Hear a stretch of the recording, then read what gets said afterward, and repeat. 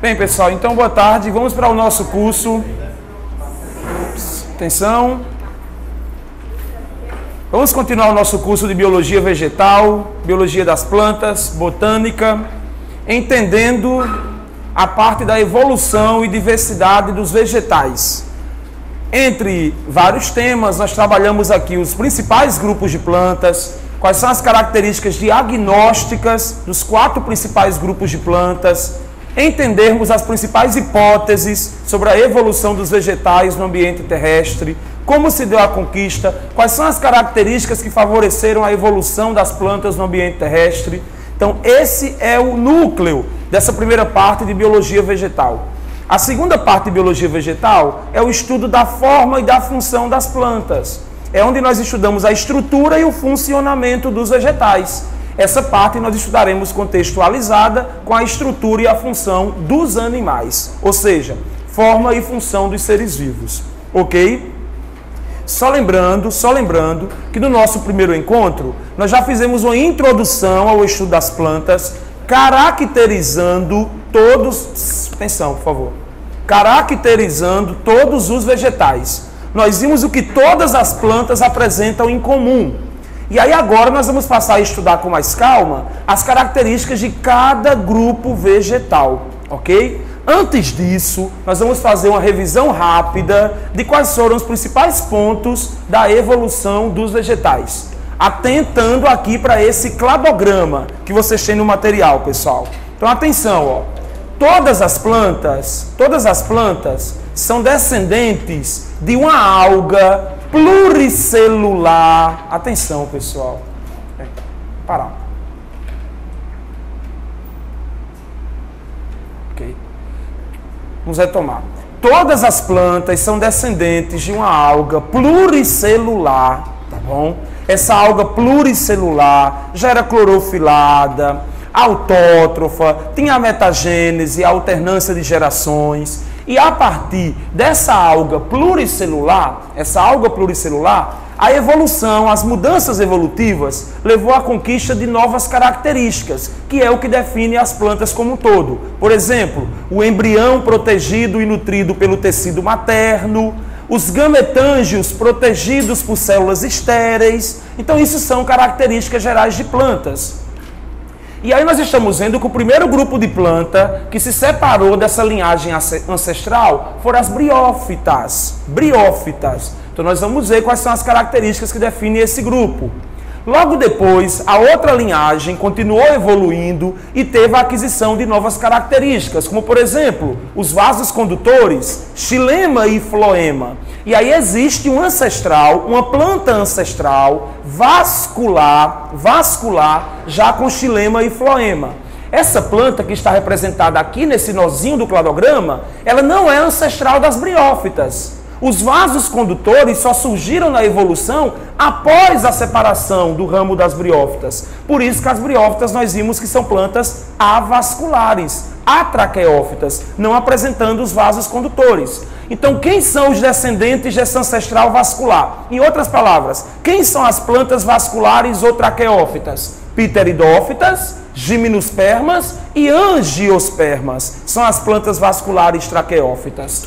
Bem, houve um novo evento de cladogênese que levou à separação de uma linhagem que evoluiu para as pteridófitas e uma outra linhagem que evoluiu e teve a aquisição de uma grande novidade evolutiva, a semente e a independência de água para a reprodução. Então, essa planta ancestral representada nesse nó é uma planta ancestral com semente, é uma planta com tubo polínico e com independência de água para a reprodução. É uma planta ancestral que nós chamamos de fanerógama, espermatófita. E quem são os descendentes dessa planta ancestral? Já com semente, já com tubo polínico e já com independência de água para a reprodução? As gimnospermas e as angiospermas. Por isso que as gimno e as angiospermas são as únicas plantas que, além de vasos condutores, a exclusividade delas seria o quê? A semente, o tubo polínico e a independência de água para a reprodução. Ok? Essa planta ancestral separou-se em 2 grupos. Um grupo deu origem à linhagem das gimnospermas, que nós vamos ver que são os pinheiros, as plantas com sementes nuas, e outra linhagem continuou a evoluir e, através de mudanças, teve a aquisição de duas novas características: as flores e os frutos. Os descendentes dessa planta ancestral com flores e frutos formam hoje o maior grupo de plantas do planeta, as angiospermas, as únicas plantas com flores e frutos. Então, uma revisão rápida de como se deu a evolução dos vegetais no ambiente terrestre. Então, só retomando, pessoal, existem plantas avasculares, as briófitas, e plantas vasculares, todo o restante, tá bom? Tem plantas vasculares sem sementes, as pteridófitas, e todo o restante das plantas são plantas vasculares com sementes, as gímeno e as angiospermas. E para diferenciar as plantas vasculares com sementes, nós usamos os critérios flor e fruto, porque as gimnospermas não têm flores e frutos. Isso são exclusividades, novidades evolutivas do maior grupo, as angiospermas. Então aí nós já temos um panorama geral dos principais grupos de plantas. Então nós já temos o panorama geral dos principais grupos de plantas e como se deu a evolução. Então agora vamos trabalhar o diagnóstico de cada grupinho, tá bom? Começando com as briófitas. Como identificar uma briófita? Quais são as características exclusivas das briófitas? Primeiro, quem são as briófitas e onde vivem as briófitas? As briófitas, pessoal, estão entre as menores plantinhas. São plantas de pequeno porte, as briófitas, e são plantas que vivem principalmente em ambientes úmidos e sombrios. Então, o principal hábitat das briófitas é o interior das florestas tropicais. Então, as briófitas são plantas de pequeno porte que habitam ambientes úmidos e geralmente sombrios. E onde nós encontramos a maior diversidade dessas plantas? No interior das florestas pluviais tropicais. Com certeza no interior da Mata Atlântica encontramos muitas briófitas, no interior de uma floresta amazônica encontramos bastante briófitas. Então, plantinhas de pequeno porte, adaptadas a ambientes úmidos. Nós vamos ver que elas são plantas de pequeno porte porque não têm vasos condutores, ou seja, são avasculares. E são mais adaptadas a ambientes úmidos porque dependem de água para a reprodução e não têm estruturas para repor rapidamente a água perdida por transpiração. Então, já para termos um panorama geral de quem são e onde vivem as briófitas. Há três grandes exemplos de briófitas, ó. Há três exemplos de briófitas. Os musgos, que são os exemplos principais, são as plantinhas briófitas que nós iremos usar como modelo. Aqui estão os musgos, mas existem mais outros dois grupos de briófitas, pessoal. As hepáticas e os antóceros. Então, hepáticas e antóceros, só precisamos reconhecer que também são briófitas. Não estudaremos detalhes desses grupinhos, as hepáticas e antóceros. O grupo de destaque das briófitas, geralmente presente nos livros, são os musgos, os pequenos musgos, os principais representantes das briófitas. Ok, pessoal? Musgos, hepáticas e antóceros, os três principais exemplos de briófitas. Então, aqui nessa filogenia, já estamos vendo que as briófitas é um grupo externo comparado com as plantinhas vasculares. Ó.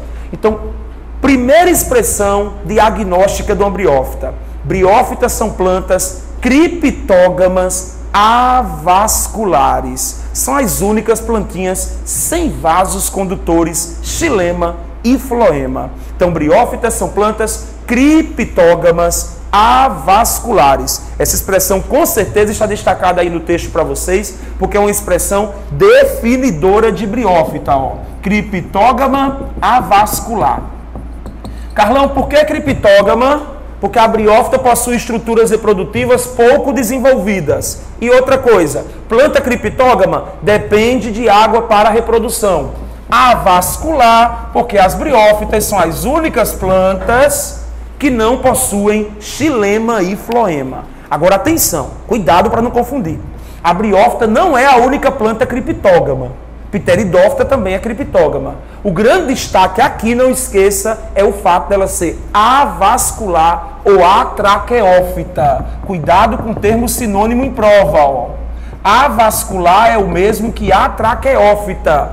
Avascular, sem vasos, xilema e floema. Atraqueófita, sem traqueídeos, sem células condutoras do xilema. Ok, pessoal? Já pegando aí a primeira característica da briófita, que são plantas criptógamas avasculares. O que mais nós podemos falar sobre isso? Se a briófita, atenção pessoal, se a briófita é avascular ou atraqueófita, se ela não tem xilema e floema, como se dá o transporte de nutrientes no corpo da briófita? Tá bom? Então, sem vasos condutores, o transporte de nutrientes, transporte de nutrientes,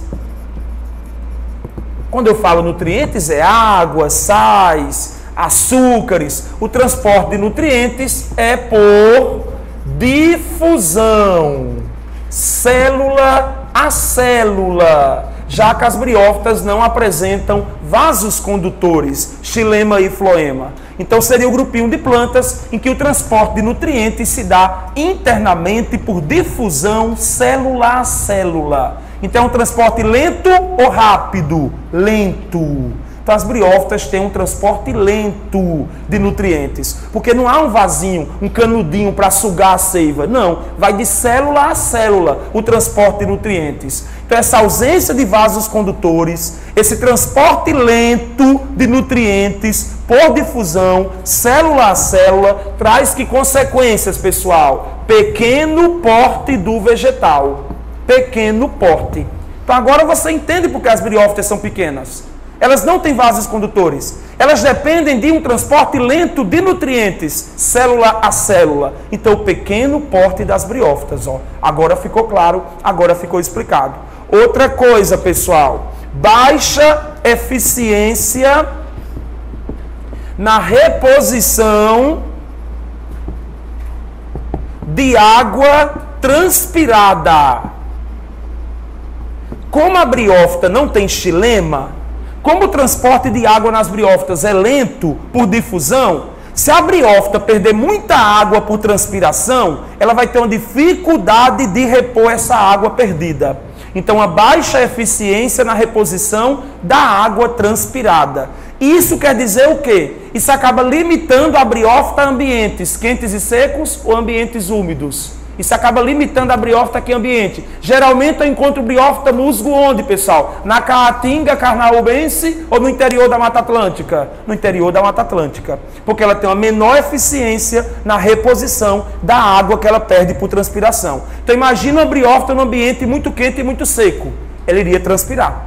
Ela iria perder muita água. E ela teria condições de repor rapidamente essa água perdida com essa característica aqui? Não, porque ela não tem xilema. O transporte de água é lento por difusão. Então essa menor eficiência na reposição de água transpirada, somado, eu vou somar, somado a dependência de água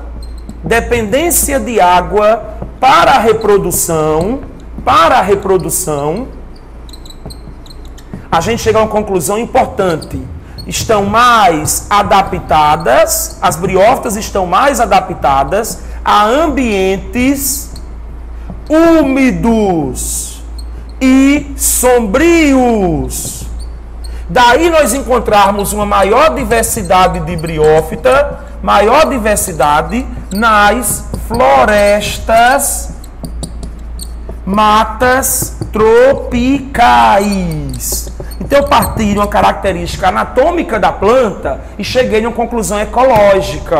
Olha que interessante esse modo de estudar as briófitas. A gente partiu do fato que ela não tem vaso condutor, que ela não é muito eficiente em repor água perdida por transpiração. Se eu somo isso, a dependência que as briófitas têm de água para a reprodução, a gente conclui que ela é uma planta mais adaptada a ambientes úmidos e com muita sombra, em que não haja uma exposição muito direta à luz, que estimula a transpiração. Daí nós encontrarmos uma maior diversidade de briófita em florestas e matas tropicais, para vir um contexto com floresta pluvial tropical, Mata Atlântica, Amazônia, que com certeza são ambientes onde nós encontramos musgos, hepáticas, antóceros. É claro que se você me perguntar, quer dizer que no deserto não há nenhuma briófita? Eu vou dizer, em biologia, em medicina é como na vida, nem nunca, nem sempre. Claro que pode até ter, mas com certeza um deserto, uma caatinga não é o ecossistema onde você vai encontrar uma grande diversidade de briófitas. Esses ecossistemas são as florestas e matas tropicais, onde nós encontramos uma maior diversidade de briófitas. Ok? Bem, vamos continuar a caracterizar as briófitas, ok? O que mais? Vamos pegar agora um musgo, né, um musguinho, e estudarmos aqui a estrutura de um musgo para a gente trazer mais duas características importantes das briófitas. Você já sabe que ela é avascular, né, que ela depende de água para a reprodução, mas aqui com essa imagem do musgo, a gente vai trazer mais duas características importantes. Segunda, essa plantinha aqui, verdinha que vocês estão vendo, é o esporófito, é o gametófito. Nós vimos na aula passada que toda planta tem aquela metagênese gametófito e esporófito. Mas ao longo da evolução das plantas, nós vimos que o esporófito passa a ser o estágio mais desenvolvido. Pois bem, apenas nas briófitas, o gametófito é o estágio mais desenvolvido. Nas outras plantas, é o esporófito, o estágio mais desenvolvido. Então, a outra característica importante das briófitas, pessoal, vou colocar aqui, ó, coloca aí no seu resuminho de briófita, é que o gametófito da briófita é clorofilado, autótrofo, independente, é mais desenvolvido que o esporófito. O único grupo de plantas onde o gametófito é mais desenvolvido que o esporófito. Não esqueça isso, apenas nas briófitas. Então, toda essa plantinha verde que vocês estão vendo aqui é o gametófito. Então, se eu perguntar agora, as células dessa estrutura que eu estou apontando com o laser, vou contextualizar agora, acadêmico, ó. As células dessa estrutura que eu estou apontando com o laser são haploides ou diploides? Haploides. Lembre-se que gametófito é haploide, esporófito é diploide, tá bom? Então a parte verde de uma briófita é gametófito e é haploide, é independente, é autótrofo e é clorofilado. O esporófito, olha o esporófito aqui, ó. Atenção. O esporófito, ele é aclorofilado.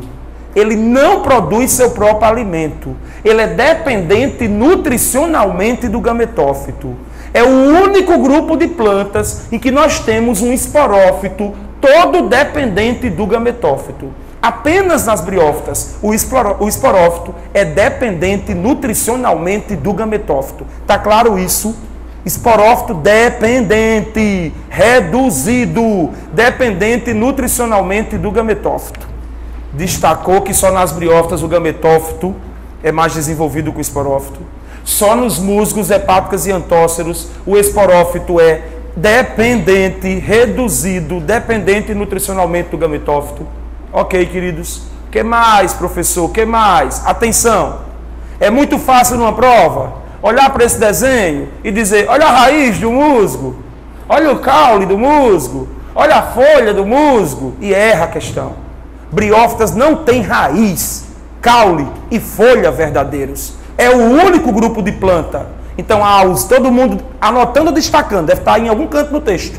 A ausência de raiz, caule e folha verdadeiros. A ausência de raiz, caule e folha verdadeiros. Por quê, professor? A briófita é de pequeno porte. A briófita não tem xilema floema. A briófita não tem vasos condutores e tecidos eficientes de sustentação. Então não dá para formar uma raiz, um caule e uma folha verdadeiros, sem xilema, sem tecidos lignificados. Não dá. Então, devido ao pequeno porte e à ausência de xilema lignina, não há raiz, caule e folha verdadeiros. É o único grupo de planta assim. Por isso que eu chamo a atenção. Então, no lugar de raiz, caule e folha, então o que é isso, professor? Rizóides. Presença de rizóides. São as estruturas com função de raiz. Absorver água, minerais e fixar a planta no solo. Isso aqui não é um caule, é um cauloide. Então, cuidado, ó. No lugar de caule, a briófita tem cauloide. Isso aqui não são folhas verdadeiras, são filóides. Filóides. Pronto. Com isso, nós concluímos, atenção, o diagnóstico das briófitas. Então você já sabe separar as briófitas de todas as outras plantas. Porque só as briófitas são avasculares atraqueófitas. Só as briófitas não possuem xilema e floema. Só as briófitas têm o gametófito mais desenvolvido que o esporófito. Só nas briófitas, o esporófito é dependente nutricionalmente reduzido. É o único grupo onde o esporófito diploide foi humilhado, é nas briófitas. E apenas nas briófitas não há raiz, caule e folha verdadeiros, e sim rizóide, cauloide e filóide. Essa é a ficha técnica de um musgo, de uma hepática, de um antócero. Plantinhas de pequeno porte que gostam de ecossistemas úmidos e sombrios. É tanto que as briófitas são conhecidas como os anfíbios vegetais. Os anfíbios vegetais. Se uma provinha como o Enem, que gosta de contextualização, perguntar assim, por que as briófitas são considerados anfíbios vegetais? Vocês responderiam como? Não sei, tio, eu ainda não vi anfíbio, ontem não deu tempo, você foi só até artrópodes. Próximo sábado a gente vê anfíbio, tá bom? Mas, ó, geralmente um sapinho depende ou não depende de água para reprodução? Depende. A pele de um sapinho protege pouco ou protege muito o sapinho da perda de água por transpiração? Protege pouco. É uma pele úmida, né? O sapinho depende da pele para respirar. Então a briófita, ela também depende de água para reprodução. E a briófita não tem muita eficiência em repor a água perdida por transpiração. Então as briófitas plantas, assim como os anfíbios, são mais diversificados em ambientes ricos em água, umidade e com pouca luz. Por isso que as briófitas são considerados os anfíbios vegetais. Bem, depois do diagnóstico, atenção, depois do diagnóstico, a outra coisa de briófita que nós vamos estudar é o ciclo reprodutivo. A parte do ciclo reprodutivo, eu acredito que não deve ser a parte mais forte para Enem, tá bom? Detalhes do ciclo reprodutivo. É claro que você tem que saber para o Enem que as briófitas são plantas que dependem de água para a reprodução, ok? Agora, detalhes como nós vamos falar agora, talvez sejam mais importantes nas provinhas tradicionais. Então vamos escolher o musgo, que é o modelo, né? Ó, é o modelo das briófitas, e vamos ter uma visão geral do ciclo reprodutivo, ok? Então vamos lá. Página do material que tem o ciclo do musgo. 477. Pronto, 477. Pronto. Então vamos lá, pessoal. Ó, vamos começar a plantinha adulta. Atenção agora. Olha aqui o musgo adulto. Verdinho é gametófito haploide. Ó, aqui é o esporófito diploide sobre o gametófito. Então aqui no esporófito diploide, atenção, lembra que o esporófito é quem sofre meiose. Tem uma estrutura chamada cápsula. A cápsula contém os esporângios, que é a estrutura que sofre a meiose. Esporângio é a estrutura formadora de esporo. Então aqui dentro da cápsula vai ocorrer a meiose espórica ou intermediária. Aqui dentro da cápsula haverá a produção de esporos haploides. Não esqueçam que os esporos são fabricados por meiose, então eles são haploides e diferentes geneticamente. Os esporos, colocando aqui o restante do ciclo, ó, os esporos das briófitas, principalmente dos musgos, eles são esporos que têm o mesmo tamanho. Isso quer dizer o quê? Esporos de igual tamanho, esporos do mesmo tipo. Os musgos e a maioria das briófitas são plantas isosporadas ou homósporas. Então atenção para esse termo esquisito que pode aparecer numa provinha tradicional, pessoal. Isosporadas, ó. Isosporadas. Ou homósporas. Não é difícil, deixa de preguiça, ó. Esporada é esporo. Iso igual. Esporos do mesmo tipo, esporo de igual tamanho. Óspora é esporo. Homo homogêneo, igual. Então, nas briófitas, na maioria das briófitas, os musgos, que é o exemplo que vem em prova, os esporos são de igual tamanho, igual tipo. Então, isosporia, homóspora, isso é uma característica não exclusiva, mas está presente no ciclo reprodutivo das briófitas. Os esporos, quando eles caem no ambiente favorável, eles vão sofrer o quê? Germinação. Eles vão sofrer mitose e originar uma estrutura chamada gametófito. Então, olha o esporo aqui germinando e originando os gametófitos, pessoal, das briófitas. As briófitas, principalmente os musgos, são plantas dioicas. O que significa ser dioico? Sexos separados. Há dois sexos, há a planta macho e a planta fêmea. Então vai ter o esporo masculino, que vai dar origem ao gametófito masculino, e o esporo feminino, que vai dar origem ao gametófito feminino. Ou seja, o musgo macho e o musgo fêmea são plantas distintas, são plantas separadas. Os musgos não são hermafroditas, os musgos não são monóicos, são dioicos, sexos separados. Sexos separados. Agora, o que vai acontecer em cada musgo, em cada gametófito, pessoal? Qual é o papel do gametófito? Produzir gametas. Produzir gametas. Então, o gametófito masculino, ele vai ter uma estrutura chamada anterídeo. Anterídeo. Nessa estrutura anterídeo, vai ter a mitose que produz o gameta masculino. Então, o gametófito masculino tem um gametângio chamado anterídeo. No anterídeo vai ocorrer a mitose que produz os gametas masculinos da briófita. As briófitas são plantas com centríolos. A gente sabe que poucas plantas têm centríolos. As briófitas têm centríolos. Por quê? Porque os centríolos das briófitas são úteis na formação do flagelo do gameta masculino. Os gametas masculinos das briófitas são flagelados, porque eles nadam na água. A briófita depende de água para a reprodução. E gameta masculino flagelado nós chamamos de anterozoide. Não confunda com espermatozoide. Espermatozoide é o gameta masculino flagelado dos bichos, dos animais. Anterozoides tem o de anterídeo, de masculino da planta, pessoal. Então, anterozoides, gametas masculinos flagelados. O flagelo é uma adaptação a quê? A dependência de água para a reprodução. Então, esse gameta masculino flagelado, você tem que associar duas coisas. A presença de centríolos nas células das briófitas e a dependência de água para a reprodução. Formamos o gameta masculino. Então, de novo, esporo masculino, germinou, deu gametófito masculino no anterídeo, sofreu mitose e fabricou o gameta masculino flagelado. Para ter o sexo, falta quem? O gameta feminino. Então, agora vamos para a parte feminina. Gerar o musgo e o gameta feminino. Então, o esporo feminino sofre mitose e germina, origina o gametófito feminino. O musgo fêmea. Aqui no musgo fêmea vai ter o arquegônio, que é o gametângio feminino. Cuidado com esse nome, gametófito, gametângio. O gametófito é a planta.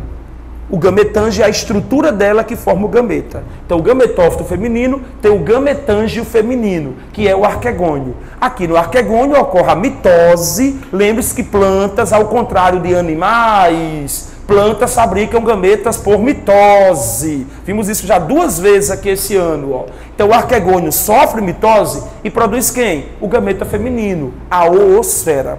A oosfera, que é o gameta feminino. Essa oosfera fica aqui, preguiçosa, grandona, esperando o gameta masculino chegar para pimbá-la, tá bom? Para fecundá-la, Então ela fica aqui. O gameta feminino das plantas é como o dos animais. É um gameta grande e imóvel. Grande e imóvel. O gameta masculino é que é menorzinho, imóvel. Oogamia. Gametas com tamanhos e mobilidades diferentes. Isso acontece também nas plantas. Professor, como é que vai ter a pimbada, a fecundação? A oosfera libera perfumes, atrativos químicos, e os anterozoides enfeitiçados, loucos para fecundar, nadam desesperadamente na direção dessa fragrância, na direção desse perfume. Então há um deslocamento orientado por um estímulo químico. Os gametas masculinos nadam orientados por um estímulo químico até a oosfera, colocando do ladinho desse nado, Nós chamamos isso na botânica de quimiotactismo. Quimiotactismo, um deslocamento orientado por um estímulo químico. A célula vegetal, o gameta masculino, nada em direção à fonte do estímulo químico. Um quimiotactismo. Quimiotactismo é a água levando o anterozoide até a oosfera. E aqui você vê o gametinha nadando na água, a dependência de água para a fecundação. Bem, pessoal, Acontecendo na dar dos anterozoides, vai ter a fecundação. A fecundação vai originar um zigoto. Esse zigoto diploide sofre mitose, origina um embrião, e esse embrião diploide dá origem ao esporófito diploide, que cresce e se alimenta, se sustenta com nutrientes provenientes do gametófito, porque na briófita o esporófito é dependente nutricionalmente do gametófito. E atenção, veja que o zigoto, o embrião e o esporófito são todos formados no gametófito feminino. Porque plantinha é assim. Nas plantinhas o embrião depende nutricionalmente da mãe. Embriões matrotróficos nas plantinhas. O que eu quero dizer? Quando uma prova do mal trouxer esse desenho, um esporófito sobre um gametófito, e ela apontar para esse gametófito que alimenta esporófito, é automaticamente um gametófito o quê? Masculino ou feminino? Feminino. Esse desenho aqui não pode representar uma planta masculina, porque esse musgo tem um esporófito em cima, e o esporófito fica sempre em cima do gametófito feminino. Gametófito masculino nunca vai ter esporófito sobre ele, pessoal. Quem alimenta o filhinho é a mamãe. Então o esporófito fica sobre um gametófito feminino.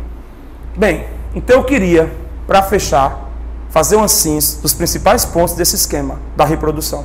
Tá bom? Oi, querida. Ok. Esporo feminino, germina, origina o gametófito feminino. Gametófito feminino tem o gametângio, chamado arquegônio.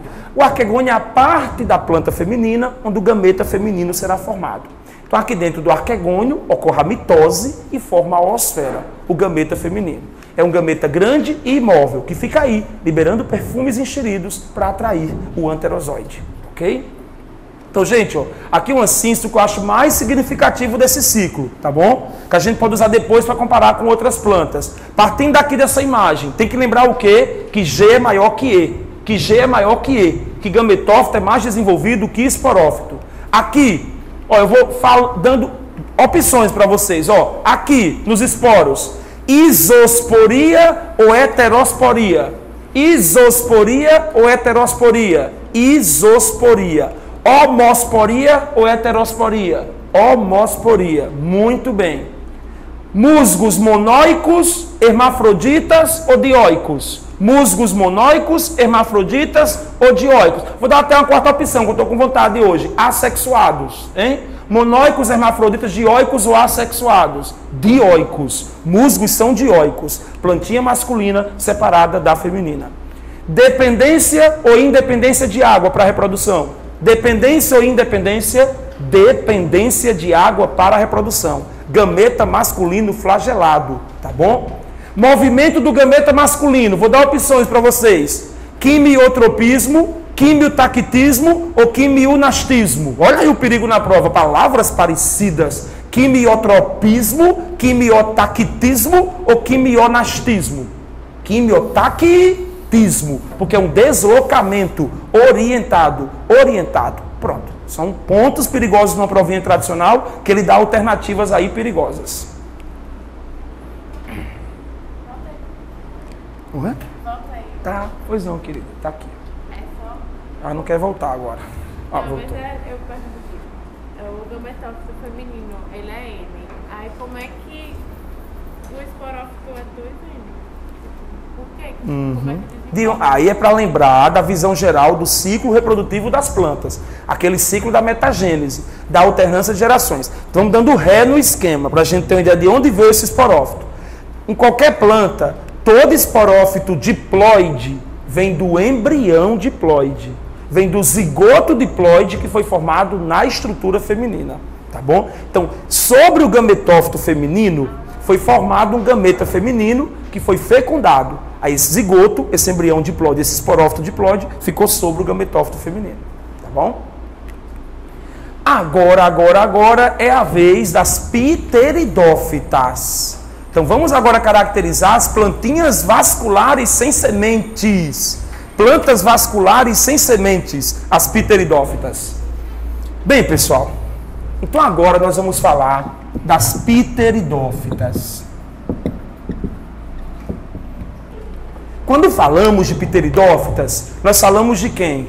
Nós falamos de samambaias, nós falamos de avencas. Provavelmente as samambaias e avencas são as pteridófitas mais famosas, samambaias e avencas. Mas não são as únicas, pessoal. Existem outras, psilófitas, selaginelas, cavalinhas, tudo são exemplos de pteridófitas. O que mais a gente poderia falar aqui nessa introdução de pteridófitas? As pteridófitas, nós podemos dizer que na evolução foram as primeiras plantas com vasos condutores. As primeiras plantas com xilema e floema. Então isso há milhões de anos atrás significou dizer o quê? Que foram as primeiras plantas a formarem florestas no planeta Terra. As pteridófitas. Os primeiros vegetais com raiz, com caule, com folha. Então as primeiras florestas que esse planeta viu foram florestas de pteridófitas. É claro que hoje nenhuma pteridófita forma sozinha uma floresta. As florestas de hoje, elas são dominadas mais por gímeno e angiospermas. Gímeno e anjo. Mas no passado, como as pteridófitas surgiram antes das gímeno e angiospermas, foram elas que formaram as primeiras florestas. A era geológica, que foi dominada por pteridófitas, isso há 270, 300 milhões de anos atrás, foi a era paleozoica. Lembra? Não lembram, eu também não estou lembrando, estou aqui querendo lembrar, tá bom? Aquelas eras geológicas que nós mostramos, era paleozoica, era mesozoica e era cenozoica, cada era daquela com um monte de períodos, aquilo é muito chato, né, de guardar, não se preocupe, ok? Mas na era paleozoica, que foi a primeira era, né, se a gente pegar dos últimos 500 milhões de anos, a era paleozoica foi a primeira. Então, na era paleozoica, que foi de 500 milhões a 250 milhões de anos atrás, as florestas foram dominadas por pteridófitas. Então, resumindo, pteridófitas foram as plantas dominantes, formadoras de florestas da era paleozoica. Da era paleozoica. As plantas dominantes, formadoras de florestas da era paleozoica, que vai de 500 a 250 milhões de anos atrás. Ok? Bem, então com isso, nós vamos agora introduzir com as características, as novidades evolutivas. O que primeiro surgiu com as pteridófitas? O que primeiro surgiu com as pteridófitas? Ou seja, o que eu vou listar agora não está presente nas briófitas. Está presente das pteridófitas para cima. Pteridófita, gímeno e angiospermas. As novidades evolutivas. Para acompanhar isso, vocês podem usar esse cladograma, tá bom? Que vocês têm na página 477, tem um cladograma aí com todas as plantas, né? As briófitas já foram, agora são as pteridófitas, as plantas vasculares, depois vem as gímeno e as angiospermas. Então aqui nesse ponto do cladograma, ó, nós podemos listar as novidades evolutivas primeiro com as pteridófitas, ó, mas que também estão presentes nas gímeno e angiospermas. Não esqueçam, começando com traqueídeos.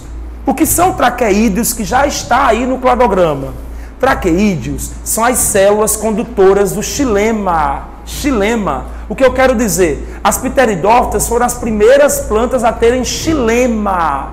Um vaso condutor para a seiva bruta, para a seiva mineral, para a seiva inorgânica. Então, xilema olênio, que é um sinônimo de xilema, tá bom? Xilema olênio, um transporte mais rápido e eficiente de seiva bruta, podendo agora nutrir as plantas de maior porte, ó. As plantas agora podem ter um maior porte, podem ter raiz, caule e folha. Mas atenção, eu me antecipei. Para ter xilema, as plantas primeiro tiveram que ter lignina, uma substância resistente, impermeável à água, que se depositou nas paredes celulares. Então, por isso eu vou listar aqui primeiro a lignina. Lignina. A lignina é um composto polimérico grande, resistente. Ela endurece e impermeabiliza as células vegetais. Então, a lignina, ela não se deposita em todos os tecidos, tá bom? A lignina, deixa eu fazer aqui um esqueminha para ficar bem didático. A lignina, que é um polifenólico. Vocês sabem da química que o fenol, ele deriva do benzeno. E o benzeno tem uma alta estabilidade, né? Então vocês imaginem agora um polímero de fenóis, como é estável, né? O benzeno, por ser um hidrocarboneto, é solúvel e insolúvel em água. insolúvel em água. Então imagina um polímero de fenóis, um monte de compostos aromáticos. Então, lignina é igual a rigidez, resistência, impermeabilidade. Então, mutações fez surgir essa substância nas plantas. Briófita não tem, claro, só a partir de pteridófitas. Mutações fez surgir essa substância. Essa substância rígida, resistente e impermeável à água, ela depositou-se nas paredes celulares de dois tecidos vegetais. Paredes celulares do xilema, olênio, e paredes celulares do esclerênquima. Então, xilema e esclerênquima são dois tecidos com paredes lignificadas. Então, isso significa o quê? Condução de seiva. Isso significa sustentação. Isso significa tecidos mortos. Tecidos que têm lignina são tecidos mortos, mas isso possibilitou, pessoal, condução vasos, né? Vasos, ó, condução vasos. Isso possibilitou o quê? A formação de raiz, de caule, de folha verdadeiros. Isso permitiu que as plantas tivessem um maior porte do vegetal. Então eu parti da lignina, do advento da lignina. Olha aqui de pteridófitas em diante. Tem uma substância lignina que se deposita nas paredes celulares do xilema olênio e do esclerênquima. Xilema olênio é um vaso condutor de seiva bruta, inorgânica. Esclerênquima é um tecido de sustentação. Então, xilema e esclerênquima trouxe o que para a planta de novo? Trouxe uma maior eficiência na condução de seiva, trouxe uma maior capacidade de sustentação, de suportar um vegetal de maior porte, mas são tecidos mortos, porque tem paredes lignificadas. Com o xilema e a esclerênquima, as plantas puderam formar órgãos verdadeiros, raiz, caule e folha. E com raiz, caule e folha, o vegetal pôde ficar com maior porte, pôde ficar arborescente. Por isso que as pteridófitas foram as primeiras plantas a formarem florestas. Florestas. Olha aí, todo um raciocínio partindo da lignina. Ó. As novidades evolutivas. Estamos falando agora de plantas vasculares, de plantas traqueófitas. Então, lignina, vasos condutores. O que mais? Aí eu tenho outras menos importantes que eu vou listar para vocês. Quando eu falo vaso condutor, é tanto o xilema quanto o floema. Mas o floema não está aqui, porque o floema não tem lignina. O floema é um tecido vivo, mas está aqui nos vasos condutores. Ó. Floema aparece primeiro com as pteridófitas. A partir de agora, a coisa se inverte. O esporófito diploide passa a ser o estágio dominante, independente, passa a ser o estágio mais desenvolvido. Ele passa a ser ramificado. Na briófita nós vimos que era o contrário. O gametófito era o estágio independente, desenvolvido. Nas plantas vasculares, pteridófitas, gímeno e angiospermas, é o esporófito que passa a ser dominante, independente, ó, comparado ao gametófito. E aí já falei, raiz, caule e folha diferenciados.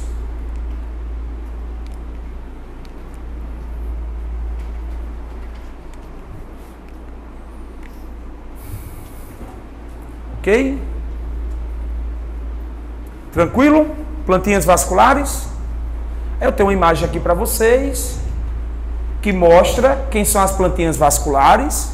Pteridófitas, plantinhas vasculares sem sementes. Ó, tudo isso aqui, pessoal, licopódios, cavalinhas, psilófitas e as samambaias, tudo isso são as pteridófitas. As plantas vasculares, só que sem sementes. Aí depois nós vamos estudar as plantas vasculares com sementes, que são as gímeno e angiospermas. Olha aqui uma imagem boa, nem é interdisciplinar. Olhando para essa molécula, olha só, um zoom nessa molécula, você percebe que no geral ela é uma molécula polimérica, grande, muito composto aromático. Ó. Sabe quem é essa? A lignina. Essa substância trouxe rigidez, maior capacidade de suporte e sustentação, paredes celulares mais rígidas. Isso permitiu que o esporófito pudesse ficar maior, com raiz, caule e folha, árvores, plantas maiores de pteridófitas. Por isso que no passado elas formaram florestas, ó. Então, resistência, rigidez, né? Impermeabilidade. São propriedades que essa molécula acrescentou às paredes celulares, aos tecidos e aos órgãos vegetais das plantas vasculares. Insolubilidade em água. Você entende com essas características, né? Por que os tecidos lignificados, eles são tecidos mortos, ó? Os tecidos lignificados são tecidos mortos. Mas a morte não é o fim nesse caso, porque esses tecidos permanecem no corpo da planta, formando o xilema e o esclerênquima. Bem, então o primeiro grupinho de plantinhas vasculares com todas essas características foram as pteridófitas. E como eu mostrei para vocês um cladograma, existem vários grupos de pteridófitas, licopódios, selaginelas, cavalinhas, mas o grupo mais importante para as provas é o grupo onde estão as samambaias e avencas, que é um grupinho que nós chamamos de pteridófitas filicíneas. Pteridófitas filicíneas, representantes samambaias e avencas. Então nós vamos agora escolher a samambaia como modelo da pteridófita para a gente trabalhar o ciclo reprodutivo da pteridófita.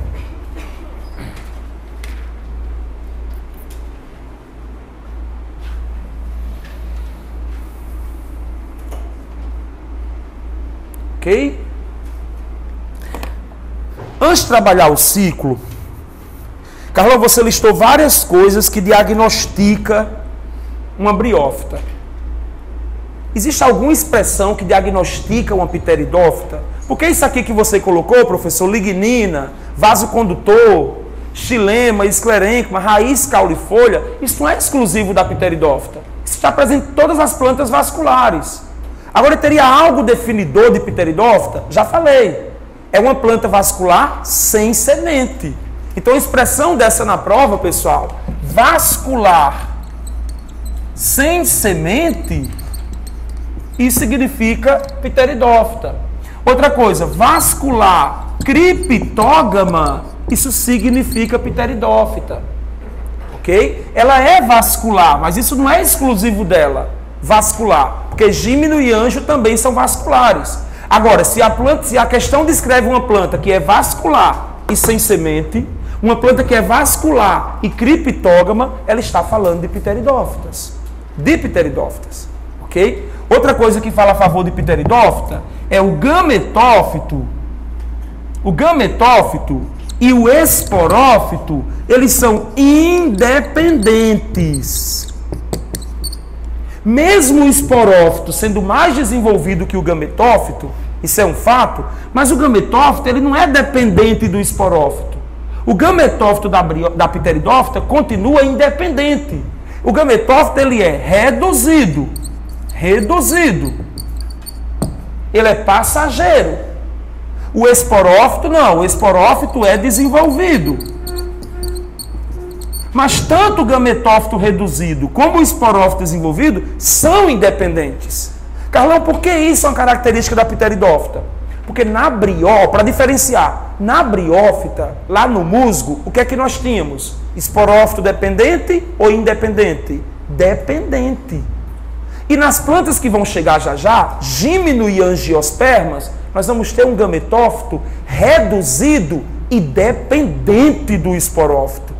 Por isso que se uma questão descreve uma planta onde o gametófito é independente, gametófito e esporófito, ambos são independentes do ponto de vista nutricional, isso só pode ser uma pteridófita.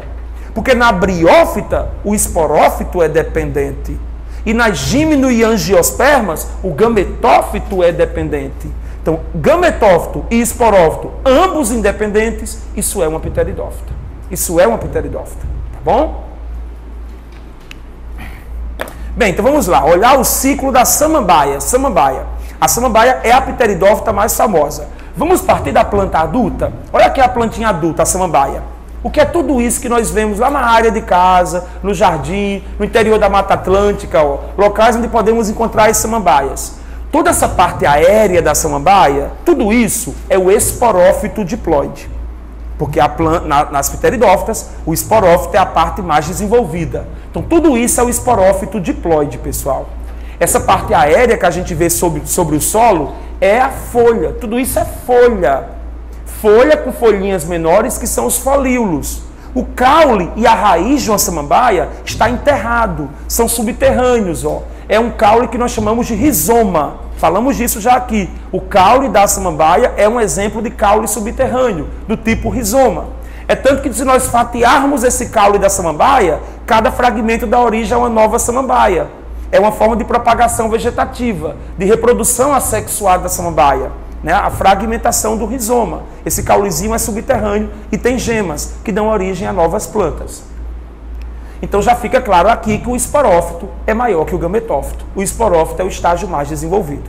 Mas quando nós estamos no esporófito e estamos falando de um ciclo, a gente tem que procurar no esporófito a meiose que produz os esporos. E no caso da samambaia, ela tem estruturas delicadinhas que estão no verso, no dorso dos folíolos. Todo mundo já viu que por trás do folíolo de uma samambaia tem manchinhas marrons. Essas manchinhas marrons são soros. Na verdade, são esporângios. E é dentro dos soros, ou esporângios da samambaia, onde ocorre a meiose que produz os esporos. Então, aquilo que está por trás da folhinha da samambaia não é sujeira, não é cocô de barata, tá bom? Aquilo ali é a fertilidade da samambaia. É onde ocorre a meiose que produz os esporos da samambaia. São soros ou esporângios. Soros ou esporângios. Então, aqui dentro do soro ocorre a meiose. A meiose produz os esporos. E olha os esporos da samambaia. Rapidamente, são esporos de tamanhos distintos ou esporos do mesmo tamanho? Uma visão rápida. Esporos do mesmo tamanho. Então, a samambaia, assim como o musgo, é também uma plantinha isosporada. Colocando aqui do ladinho, ó, onde você vê os esporos do mesmo tamanho. Isosporia, isosporia ou homosporia. Isosporia ou homosporia. Samambaias também são plantas isósporas. Esporos do mesmo tipo, esporos de igual tamanho, ó. Isosporia. Esse esporo, todo esporo germina e origina um gametófito. Todo esporo germina e origina um gametófito. Então, está aqui o esporo sofrendo mitose e formando o gametófito da samambaia. Aqui nós temos uma diferença do musgo. O gametófito da samambaia é uma plantinha verde pequenininha com formato de coração chamada de prótalo. Prótalo. Então, o gametófito da samambaia é verdinho. Lembre-se que na samambaia o gametófito é reduzido, mas ele é independente, ou seja, ele é verdinho, ele tem clorofila, ele fabrica a sua própria comida, ele não depende do esporófito para comer, ele fabrica a sua própria comida. Então olha aqui o gametófito de novo, reduzido, clorofilado, independente. Independente. Outra coisa, esse gametófito, ele é monóico, ele é hermafrodita. Lá no musgo nós vimos que o musgo é dioico, sexos separados. Aqui não. Essa plantinha verde é hermafrodita, é monóica, é bissexuada. Então, nessa mesma plantinha, vai ter a formação do gameta masculino e do gameta feminino. Então, não deixa de colocar do lado. Esse gametófito maduro é reduzido, é independente e é monóico ou hermafrodita. O da samambaia, monóico ou hermafrodita ou bissexuado.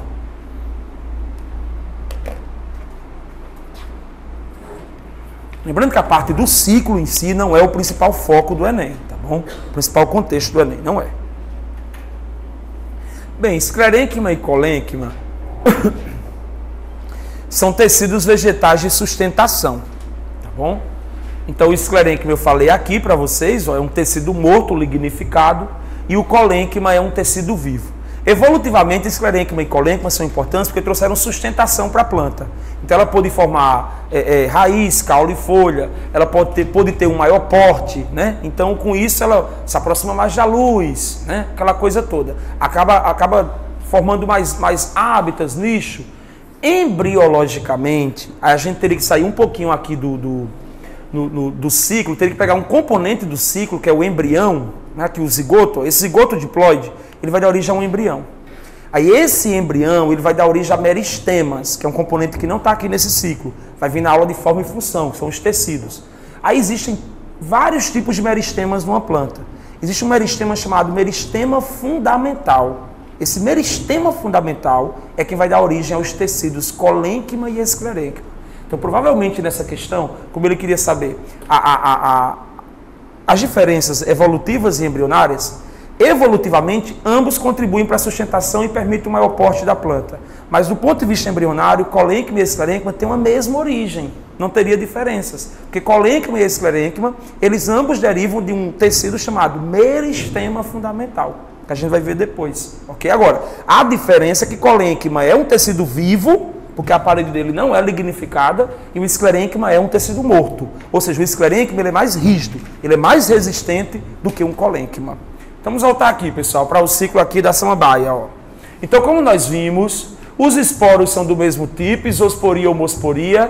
Esse esporo germina e dá origem a um gametófito reduzido, independente, mas monóico hermafrodita. Então, nessa mesma plantinha, existe o gametângio masculino, o anterídeo aqui embaixo. Ó, faz de conta que essas ramificações aqui, faz de conta que é uma barbinha, para lembrar que aqui embaixo está o anterídeo. Ó. Aqui é a sede da produção do gameta masculino, os anterozoides. Olha o anterídeo com os anterozoides. E aqui em cima é o arquegônio, a parte feminina, que forma a oosfera, o gameta feminino. Então, gente, calma, relaxa, eu sei que é chatinho. A diferença daqui para o musgo é que no musgo, o anterídeo macho e o arquegônio fêmea estavam em plantinhas separadas, tá bom? Em gametófitos separados.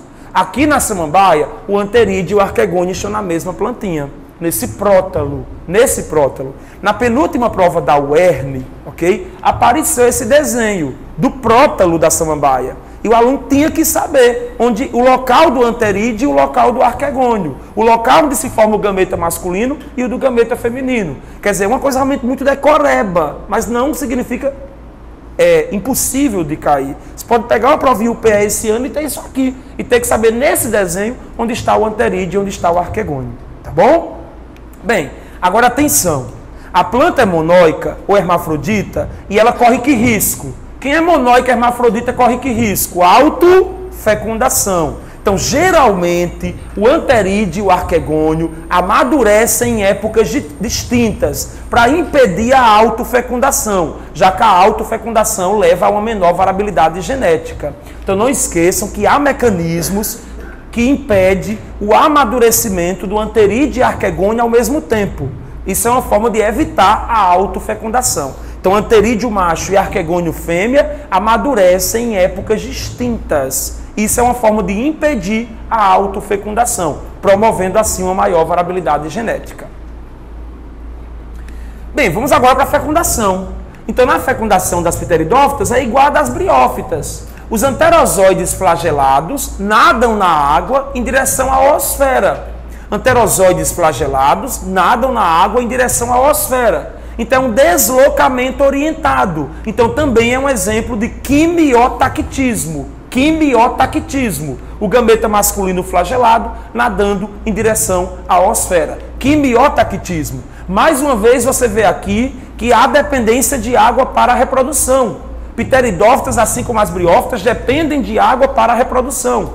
Por isso que nós encontramos uma maior diversidade de pteridófitas também em ambientes úmidos, porque elas dependem de água para a reprodução. A caatinga, o deserto, pode até ter um ou outro tipo de samambaia, mas não são os biomas com maior diversidade de pteridófitas, e sim as matas pluviais tropicais, porque esses ambientes têm umidade favorável para a reprodução desses vegetais. Então, pteridófita, assim como as briófitas, tem centríolos nas células vegetais.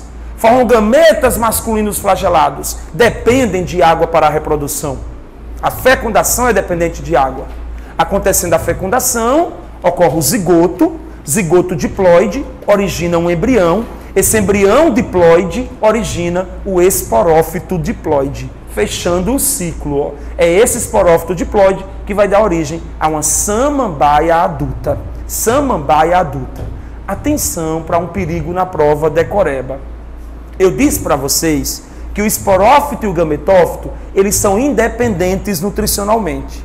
Só que no início do desenvolvimento, o esporófito é nutrido pelo gametófito, mas só no início do desenvolvimento o esporófito pode ser nutrido pelo gametófito. Mas mesmo assim, numa prova, esporófito e gametófito de pteridófitas são independentes nutricionalmente.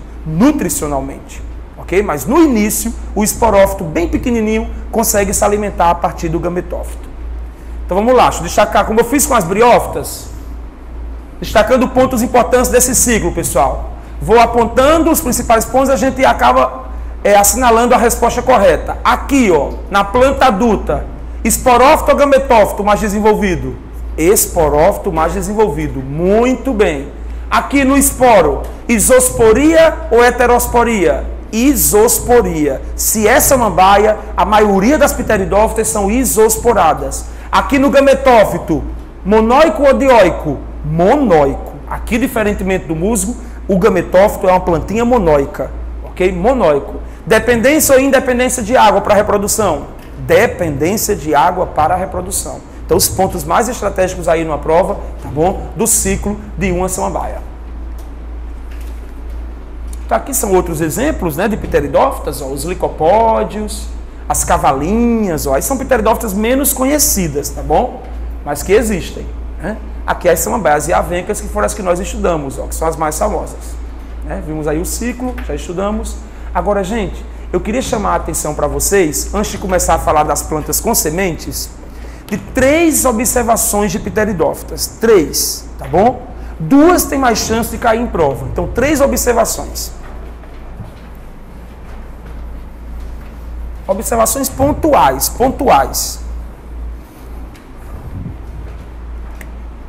A primeira observação que eu queria chamar a atenção para vocês, qual é? Eu disse para vocês que as pteridófitas, na maioria, são isosporadas. A samambaia, que é o principal exemplo de prova, é um caso. Só que, atenção, há poucas espécies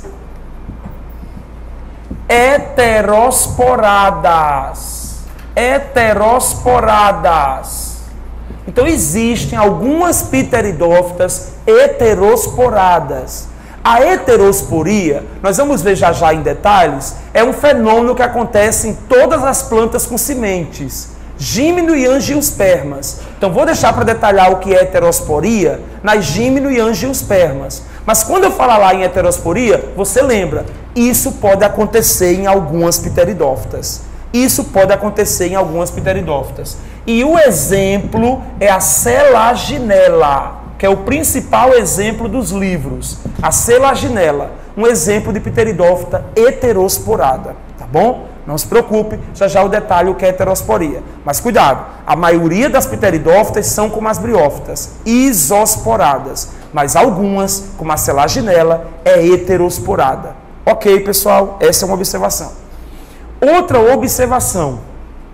Algumas pteridófitas arborescentes, elas têm raízes adventícias, raízes que partem do caule.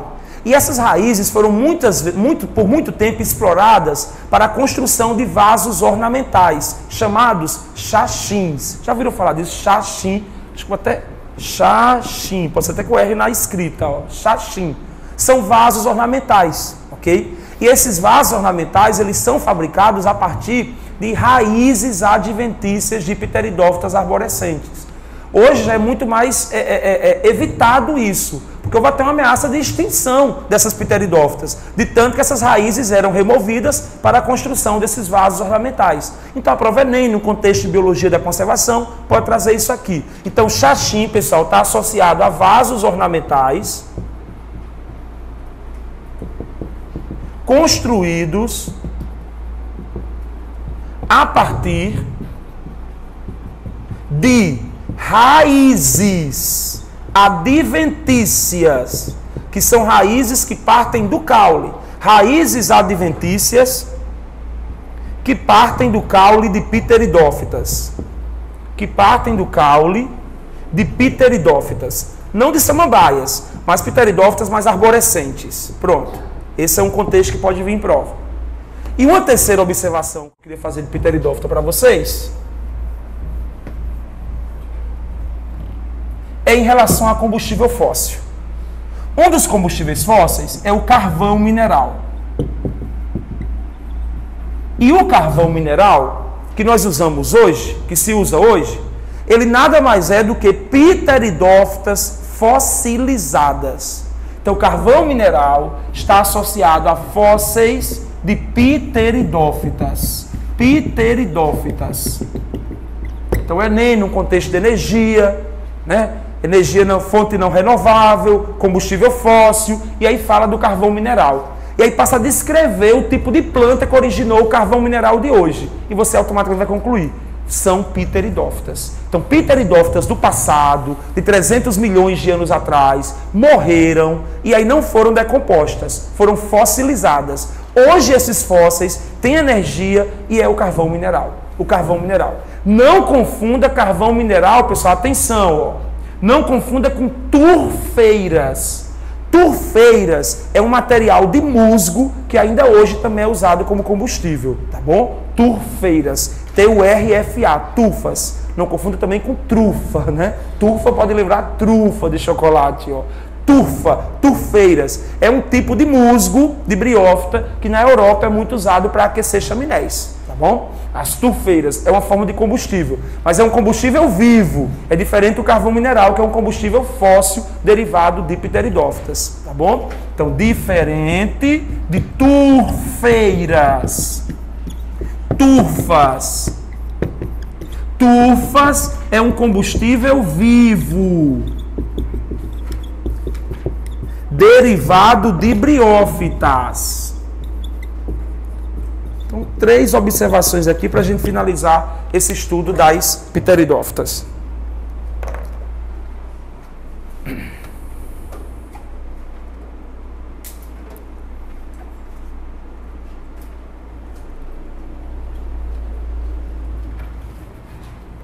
Então, agora, depois de estudarmos as pteridófitas, vamos falar do restante das plantas vasculares. Só que agora são plantas vasculares especiais, porque são plantas vasculares que têm sementes, que têm tubo polínico, plantas vasculares que não dependem de água para a reprodução. Agora é a vez das gimnospermas e angiospermas, ok? Então localizem aí essa filogenia, né? Deixa eu passar aqui de novo. Hoje eu estou apanhando desse apresentador, porque quando eu passo ele não responde, aí eu automaticamente passo de novo, aí vem 2 vezes, tá bom? Não estou sincronizado hoje com o apresentador, desculpa. Bem, pessoal, as plantas com sementes, podemos dizer que elas devem ter surgido aí há 250, 200 milhões de anos atrás, e elas já passaram a dominar a paisagem da era mesozoica, né? Que foi aquela era dominada pelos répteis, né? Era dominado pelos répteis. Então, provavelmente, há 200 milhões de anos atrás, nós tínhamos no ambiente terrestre florestas, ainda com muitas pteridófitas, mas já tendo gimnospermas, plantas com sementes, e muito réptil, muito réptil. Antes do advento das aves e mamíferos, essas florestas eram dominadas por répteis e anfíbios, ó, que foram os primeiros vertebrados terrestres, né? Os répteis e anfíbios. Então vamos ver agora como eram essas primeiras plantas ancestrais das plantas com sementes e quais são as novidades evolutivas. Então, para acompanhar esse momento, vocês usam o cladograma que está aí na página 479, que é o cladograma que resume a evolução das plantas com sementes, ó. Então aqui nós temos todas as plantas com sementes, vasculares e com sementes. As gimnospermas e as angiospermas. E aí nós vamos ter aqui o ancestral, ó, o nozinho do cladograma, o ancestral comum a todas essas plantas. E o que nós vamos passar a listar são as novidades evolutivas. O que esse ancestral provavelmente apresentava? Então o que nós vamos listar agora está presente nas gimno e nas angiospermas, mas está ausente nas plantas que ficaram para trás, nas briófitas e pteridófitas, salvo uma ou outra exceção, tá bom? Mas a ideia para responder questão de prova é essa. As novidades de agora são das plantas com sementes e estão ausentes nas plantas sem sementes, briófitas e pteridófitas. Então vamos passar a listar, ok? Aqui vocês já estão vendo micrósporos e megásporos. O que é isso, professor? São esporos de tamanhos diferentes. Micrósporos, esporo pequeno, megásporo, esporo grande. Então, a partir de agora, todas as plantas vasculares com sementes, elas são heterosporadas. É o fenômeno da heterosporia. Só lembrando, a heterosporia, ela surgiu mais de uma vez na evolução. Porque nós vimos agora há pouco que algumas pteridófitas também têm isso. Mas agora não são algumas, são todas as plantas vasculares com sementes que são assim. As gímeno e as angiospermas. O que quer dizer heterosporia? Detalhando aqui, ó. Heterosporia significa dizer, acadêmico, atenção que o que eu vou escrever aqui vai acontecer tanto nas gímeno quanto nas angiospermas. Significa dizer que no esporófito,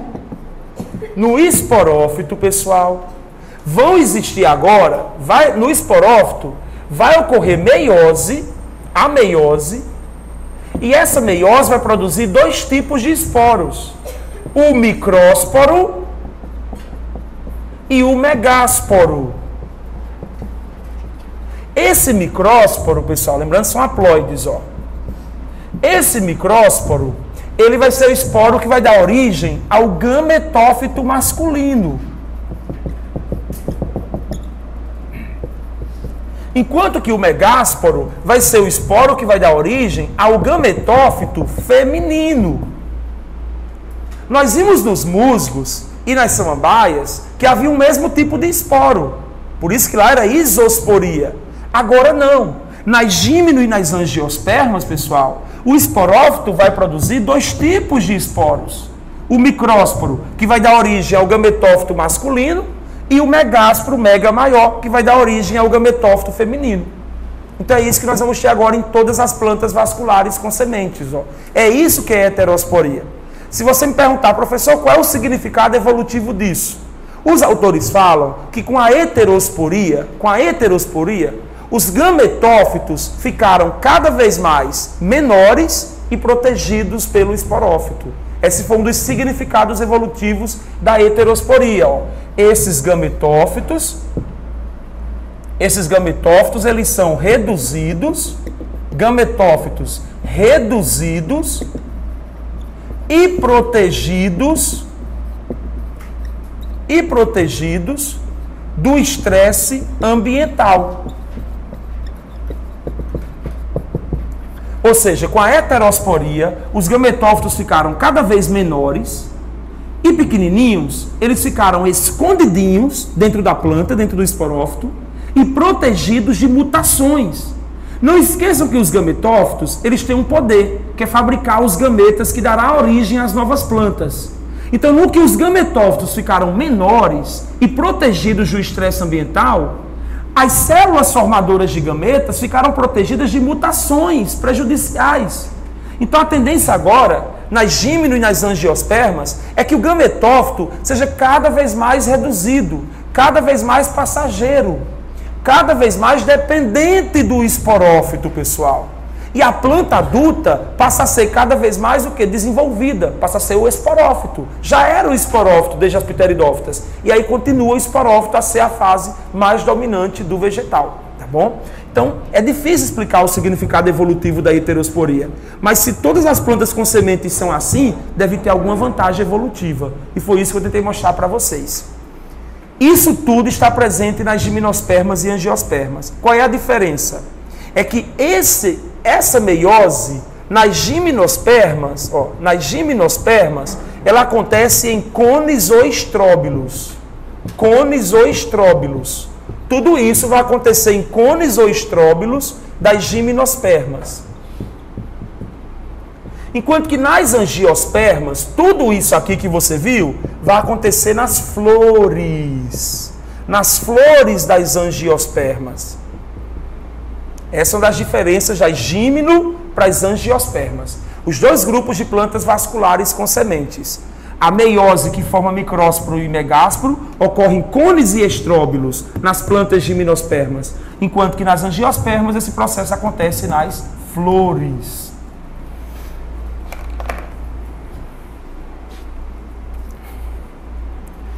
Então tá aí, ó, as novidades, continuando, ó, com heterosporia, o gametófito cada vez mais reduzido, dependente e protegido pelo esporófito. Lembre-se que nas briófitas o gametófito era a fase desenvolvida, dominante, independente. Na pteridófita o gametófito era reduzido, mas era independente. Agora não. O gametófito, com a heterosporia, o gametófito é pequeno e é dependente nutricionalmente do esporófito. Uma novidade dessas plantas é que o micrósporo, ele passa a originar o grão de pólen. Não tinha plantas com grão de pólen até então. Agora esse gametófito masculino, pessoal, ele é derivado do grão de pólen. Ó. Vou até colocar aqui no esquema onde entraria o grão de pólen. Então o micrósporo, que é o esporo macho, ele origina um grão de pólen. E esse grão de pólen é uma estrutura que vai originar o gametófito masculino. Com grão de pólen, pode ocorrer um fenômeno chamado o quê? Polinização. E a polinização, ela acabou aumentando a eficiência da reprodução sexuada. Polinização, ó, aumenta a eficiência da reprodução sexuada. As plantas heterosporadas, elas passam a ter grãos de pólen. E com grão de pólen passa a ter o fenômeno da polinização, que é o transporte do grão de pólen entre plantas. Ó. O grão de pólen vai levando os núcleos que vão formar os gametas. E isso aumenta a eficiência da reprodução sexuada. Então já inseri aqui no seu esqueminha onde você coloca o grão de pólen. O grão de pólen deriva do micrósporo, do esporo masculino. O grão de pólen é uma estrutura masculina. O que é que mais tem de novidade nas plantas vasculares com sementes? O tubo polínico. Nas plantas vasculares com sementes, o tubo polínico passa a ser a estrutura que nós chamamos de gametófito masculino. Ó, vou colocar aqui entre parênteses, ó. Abaixo de gametófito masculino, tubo polínico, ó. Então, nas plantas com sementes, o grão de pólen, quando germina, origina um tubo polínico. E esse tubo polínico, ele passa a ser o formador e o transportador do gameta masculino. O que isso quer dizer? O tubo polínico, ele faz com que as plantas não dependam mais de água para a reprodução. O tubo polínico derivado do grão de pólen trouxe a independência de água para a reprodução. Então não esqueçam disso. Gimnospermas e angiospermas são plantas que têm heterosporia, formam micrósporos, que dão origem a grãos de pólen, que germinam e originam o tubo polínico. Tubo polínico que, além de formar o gameta masculino, transporta o gameta masculino até o gameta feminino. Até então, nas briófitas e pteridófitas, nós vimos que quem levava o gameta masculino até o feminino era a água. Daí a dependência de água para a reprodução. Agora o tubo polínico passa a ser o transportador do gameta masculino. Então, pelo amor de Deus, não esqueçam jamais. Nas gimno e angiospermas, há tubo polínico. E tubo polínico significa independência de água para a reprodução. Conquista definitiva do ambiente terrestre pelos vegetais. Os vegetais puderam invadir mais o continente, distanciar-se mais dos ecossistemas aquáticos. Ó. Isso é fundamental para uma prova como o Enem, que vai valorizar esse contexto da evolução das plantas no ambiente terrestre. Então, toda a glória para o tubo polínico, uma das grandes conquistas das gimnospermas e angiospermas.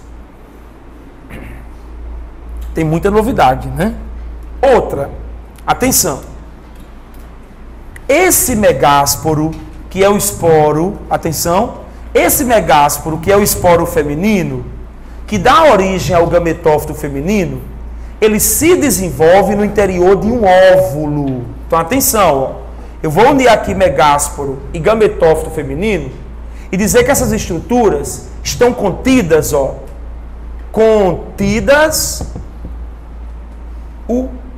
o megásporo, o gametófito, estão contidos no óvulo. Então as plantas passam até agora uma estrutura chamada óvulo. E pelo esqueminha que eu estou fazendo para vocês, o óvulo é uma estrutura feminina, porque o óvulo contém o megásporo. O óvulo vai conter o gametófito feminino, que vai formar o gameta feminino. E como geralmente é o gameta feminino que espera pelo masculino, é no óvulo onde vai ocorrer a fecundação, independente de água. E qual a vantagem de se ter um óvulo agora? É porque é esse óvulo que depois da fecundação, vai dar origem a outra grande novidade das gímeno e angiospermas, a semente. A semente é uma estrutura derivada do óvulo fecundado, semente derivada do óvulo fecundado. E qual é o impacto de surgir uma semente? A semente, ela protege o embrião que está no seu interior. A semente, ela nutre o embrião que está no seu interior. A semente é uma forma de dispersão da planta pelos ecossistemas. Então, a heterosporia possibilitou a formação de óvulos. Óvulos possibilitou a formação de sementes. E semente significa proteção, nutrição e dispersão do embrião. Ou seja, a semente aumenta as chances de sobrevivência do embrião que está no seu interior. Então isso trouxe um impacto muito grande na conquista do ambiente terrestre. Então isso permite a gente afirmar que, com certeza, quando as plantas evoluíram para a semente, as pteridófitas ficaram menos competitivas. Quando surgiram as primeiras plantas com sementes, com certeza elas passaram a dominar a paisagem. Por isso que na era mesozoica, as florestas eram dominadas por gimnospermas. Na época dos grandes répteis, dos dinossauros, a paisagem era dominada por gimnospermas. Antes tinha sido dominada por pteridófitas. Mas depois que surgiram as plantas com sementes, com todo esse conjunto de novidades, elas se mostraram mais vantajosas, mais adaptadas e passaram a dominar a paisagem. Por isso que já houve uma época de florestas dominadas por gimnospermas. Foi na era mesozoica, na era dos répteis. Por isso que a era mesozoica é conhecida como a era dos répteis e das gimnospermas. Tranquilo? Vejam que a partir da heterosporia, eu vou destacar de vermelho, né? Ó, nesse esqueminha ficou tumultuado, mas ficou importante, ó. As novidades, ó. Heterosporia, grãos de pólen, ó. Tubo polínico. E em tubo polínico você associou a quê? Independência de água para a reprodução. Porque o tubo polínico é quem passa agora a transportar o gameta masculino até o feminino, pessoal. Independência de água para a reprodução. Agora, na parte feminina, quais são as grandes novidades, pessoal? Óvulo. Porque óvulo possibilita a formação da semente. E qual é o impacto do surgimento da semente, pessoal? Qual é o impacto? Semente significa maior proteção, maior nutrição do embrião que está no seu interior. A semente protege e nutre o embrião que está dentro dela. E a semente é uma forma de dispersão para outros ecossistemas, levar a espécie para outros lugares do ambiente terrestre. Então, gente, isso aqui revolucionou a evolução das plantas. Tudo que está aqui está ausente nos musgos e nas samambaias. Estão presentes nas gimnospermas e nas angiospermas. Claro que aí vão ter as diferenças entre gímeno e angiospermas, que nós vamos ver no restante de nossa aula. Por exemplo, já disse para vocês, tudo isso nas gimnospermas acontece em que estruturas? Cones ou estróbilos. Agora, tudo isso nas angiospermas acontece em que parte? Nas flores. Outra coisa que nós vamos ver, pessoal, a semente da gimnosperma é nua, mas na angiosperma ela já vai estar dentro de frutos, porque as angiospermas têm frutos. Então, a partir de agora, nós vamos começar a diferenciar as duas plantas, os dois grupos de plantas que apresentam todo esse conjunto de novidades, as gímeno e as angiospermas. Outro exemplo, a polinização. Nas gimnospermas, a polinização é feita principalmente pelo vento. Já nas angiospermas, além do vento, insetos, pássaros, existem outras formas de polinização nas angiospermas. A fecundação. Nós vamos ver que nas gimnospermas, a fecundação ela é única, enquanto que nas angiospermas, a fecundação é dupla. Forma um embrião, mas forma também um tecido de reserva triploide. Quer dizer, a partir desse esquema, se eu quisesse continuar ele, é porque eu não tenho mais espaço para colocar informações nele, a gente continuaria agora diferenciando a gímeno das angiospermas. Mas o jeito que ele está aqui vale para os dois grupos de plantas. Então, com tudo isso, nós chamamos agora as plantas que nós vamos estudar de gímeno e angiospermas. No conjunto, chamamos de plantas espermatófitas ou fanerógamas. Então, esse esqueminha aqui, se você quiser intitular ele, ó, quem reproduzir esse esqueminha, pode intitulá-lo como espermatófitas e fanerógamas. Porque quem são as espermatófitas? As plantas com sementes. Quem são as fanerógamas? As plantas que têm estruturas reprodutivas bem desenvolvidas. Os cones, estróbilos ou flores. Então, querendo colocar os termos aqui no esqueminha, ó. Cones, estróbilos e flores são estruturas reprodutivas bem desenvolvidas. Isso caracteriza as plantinhas fanerógamas. E a semente, plantinhas com semente, são chamadas de espermatófitas. Pronto. O nome espermatófita vem da presença de semente. Por isso que as gimnospermas, angiospermas, elas terminam em espermas, espermas de espermatófita, que vem da semente. Já fanerógama, cuidado pessoal. Fanerógama significa planta com flor? Não. Planta com flor ou estróbilo. Cuidado, porque as gimnospermas também são fanerógamas e elas não têm flores. Fanerógamas são as plantas que têm cones estróbilos ou flores. As que têm cones estróbilos são as gímeno e as que têm flores são as angiospermas. Pronto, então como tudo isso é comum a gímeno e a anjo, vamos agora diferenciar. Faltou uma informaçãozinha aqui, ó. Acabei acrescentando aqui, mas não está muito ligado à reprodução, tá bom? Que é o xilema secundário. É uma novidade também das gimnospermas e angiospermas. Mas isso aqui eu deixo para falar melhor na parte de forma e função, tá bom? Esse xilema secundário. Menos importante para a gente nesse contexto. Então, gente, vamos para cá agora, ó. Evolução vinha, separou essas plantas com sementes em dois grupos. Para cima, as gimnospermas. Para baixo, as angiospermas. Então vamos falar primeiro das gimnospermas. Quem são as gimnospermas? Onde vivem as gimnospermas? Então existem vários grupos de gimnospermas. Elas são representadas principalmente pelas cicas, que são plantas muito usadas em jardins, ornamentos, As cicas já dominaram muito a paisagem na época dos dinossauros. Quem mais? As ginkófitas, hoje o principal representante das ginkófitas é a ginkgo biloba, que é uma planta que falam até que tem poderes medicinais, né? Tem alguns medicamentos, né, homeopáticos à base de ginkgo biloba, diz que melhora a circulação cerebral, aquela coisa toda, né? Tem um único representante, que é essa planta aqui, ó, a ginkgo biloba. É uma ginkófita, é um exemplo também de gimnospermas.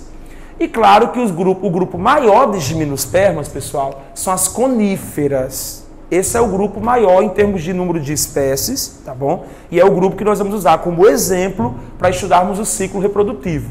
E nas coníferas, nós vamos encontrar as sequoias, vamos encontrar os pinheiros, ó. Aqui está o pinheiro europeu, aquele que domina a paisagem de que bioma? Floresta boreal, taiga ou floresta de coníferas. E no Brasil nós temos a mata de araucárias, né, que é um bioma nosso, que tem como principal representante o pinheiro do Paraná, o araucária. Não tem imagem dele aqui, mas é também uma gimnospermas, ok? Ciprestes e cedros, ó, também são exemplos de gimnospermas. Se você observar, comparando com as imagens de briófitas e pteridófitas, a gente tem o que nas gimnospermas?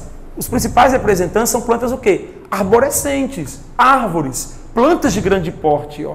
As gimnospermas têm uma grande importância econômica, é uma grande fonte de celulose. São plantas de maior porte, com caules muito grossos, desenvolvidos, que têm muita celulose, muito xilema secundário, que se de forma sustentável for obtida essa matéria-prima, pode servir aí para a construção de várias estruturas, celulose do papel, celulose dos móveis, ó, e várias outras coisas.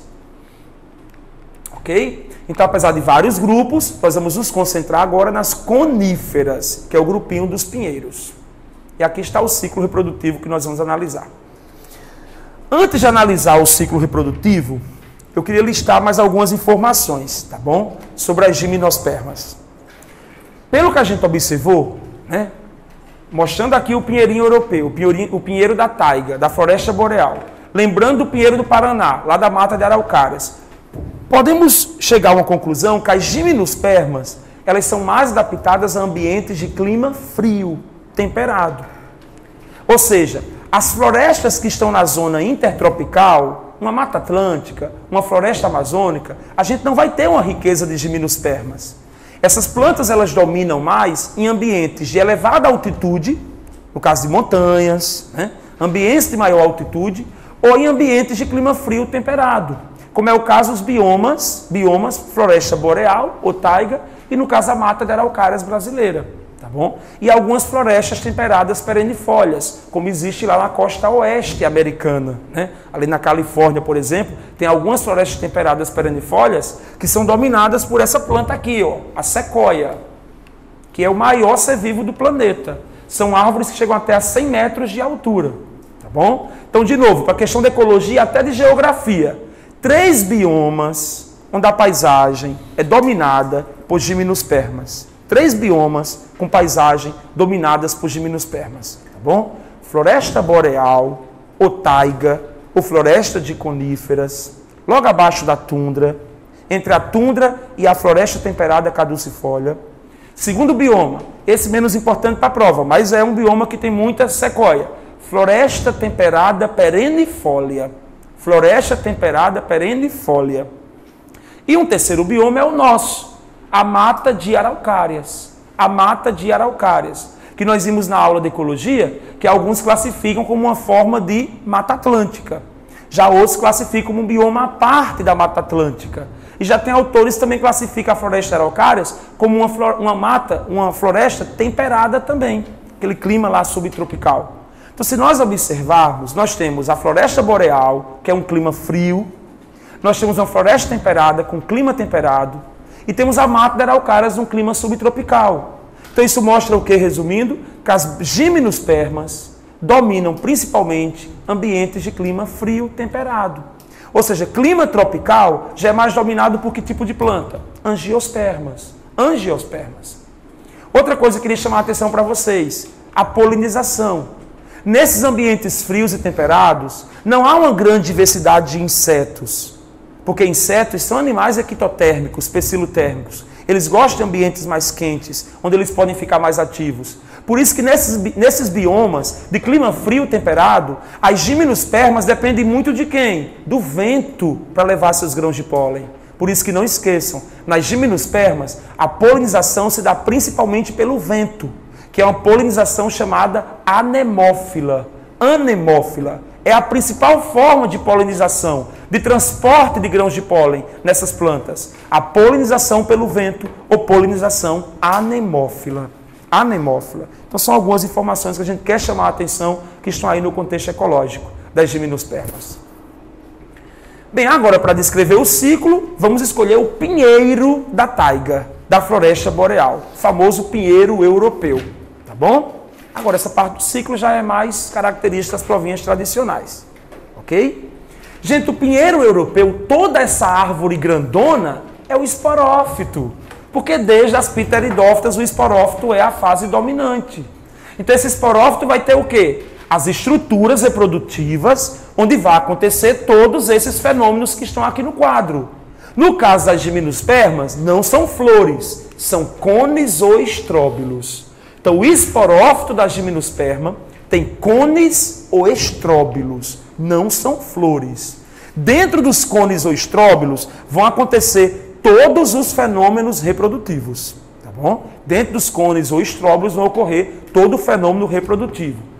No mesmo pinheiro, existe o cone ou estróbilo masculino e o cone ou estróbilo feminino.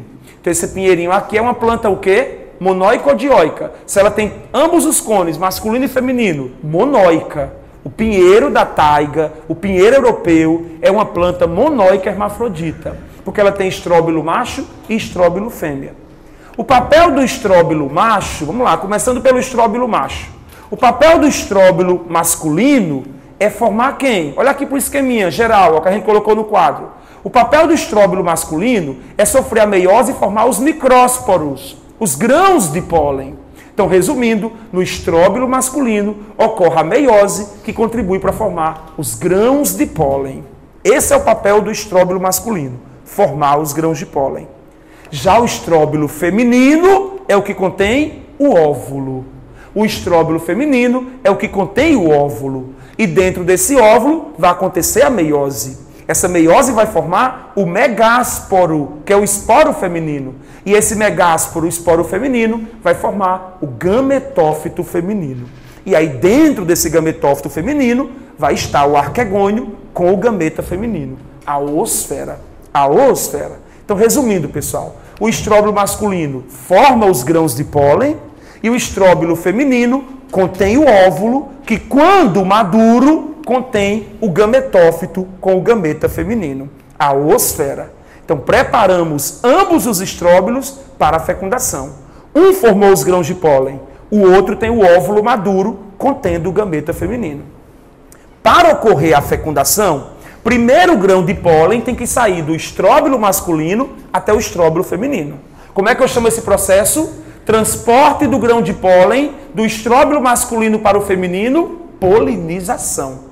Então aqui está ocorrendo, ó, a polinização. O grão de pólen está vindo do estróbilo masculino para o estróbilo feminino. Nesse ponto aqui exato, ó, o grão de pólen saindo do estróbilo masculino e indo para o estróbilo feminino. Polinização, que nas gimnospermas se dá principalmente pelo vento. Polinização anemófila. Uma ou outra é polinizada por inseto, tá bom? Uma ou outra, mas a principal forma de polinização é pelo vento, anemofilia. Depois que ocorre a polinização, o grão de pólen, ele vai dar origem ao tubo polínico. Ó, tá mostrando aqui nessa parte do esquema. O grão de pólen germina e origina o tubo polínico. Qual é o papel do tubo polínico que nós vimos mais cedo? É formar e transportar o gameta masculino até o gameta feminino. Então, o tubo polínico, pessoal, ele vai formar o gameta masculino, que agora não depende mais de água para a reprodução. Por isso que, atenção, eu sei que você está cheio de palavras novas, a cabeça friviando, como se diz, mas os gametas masculinos agora, eles não precisam mais ter flagelo. Porque nos musgos e samambaias eles nadavam na água. Agora não existe mais isso. O tubo polínico agora substitui a água no transporte do gameta masculino. Por isso que agora os gametas masculinos, sem flagelos, eles são chamados de núcleo gamético ou espermático. Núcleos gaméticos ou espermáticos. Então o tubo polínico, o verdadeiro gametófito masculino, ele vai formar os núcleos gaméticos ou espermáticos, que são os gametas masculinos. Depois que ele forma esses gametas masculinos, ele traz, porque o desenho está pequenininho, mas o tubo polínico, ele traz os gametas masculinos até o óvulo, até a oosfera, onde está o gameta feminino. Então não esqueçam que nas gimno e angiospermas é o tubo polínico e não a água que transporta os gametas masculinos até o feminino. Por isso, com o advento do tubo polínico, trouxe uma coisa importantíssima: independência de água para a reprodução. Independência de água para a reprodução. É isso que não pode ser esquecido. Porque o perigo no Enem vai ser o quê? Ele quer saber qual é a estrutura que mais contribuiu nas gimno e angiospermas para a independência de água para a reprodução. E aí, numa letra A, ele vai colocar semente. E numa letra B, ele vai colocar tubo polínico. E esse é o perigo acadêmico. A gente tem que botar o pé no chão e ver o assunto. Ele pode ser difícil nesse momento. Porque você percebe que tanto semente quanto tubo polínico são novidades das gimno e das angiospermas. Ou seja, as duas alternativas são respostas. Mas aí você vai ter que escolher qual é a melhor resposta. Qual das duas novidades está mais sintonizada com a independência de água para a reprodução? Qual das duas? A semente, que tem um embrião no seu interior clínico, que forma e transporta o gameta masculino até o feminino. Qual das duas combina mais com a reprodução? Perdão, com a independência de água para a fecundação? O tubo polínico. Esse é o momento difícil na hora da prova. É que você vai ter tubo polínico na alternativa e semente em outra. E você vai pensar, tem duas respostas. Porque tanto as gímeno quanto as anjo tem tubo polínico e semente. Mas se o contexto for independência de água para a reprodução, a resposta é tubo polínico. Tá bom? Só é semente se não houver tubo polínico nas alternativas. Agora, se a questão já estivesse no contexto, a partir das gímeno e angiospermas, qual estrutura contribuiu para uma maior distribuição das plantas pelos ecossistemas? Você já percebe que o núcleo da questão não é independência de água para a reprodução, é dispersão, propagação, distribuição. E aí quem é melhor nessa função? Tubo polínico ou semente? Semente. Então cuidado, são duas novidades. Uma mais ligada à fecundação, o tubo polínico. Outra mais ligada à proteção, à nutrição e à dispersão do embrião. Essa é a semente. É isso que o aluno tem que estar atento. É qual é o ponto principal da questão. Bem, então tubo polínico atuando, vai ter fecundação. E a fecundação, pessoal, nas gimnospermas, atenção agora, ela é uma fecundação única. Um gameta masculino fecunda uma oosfera.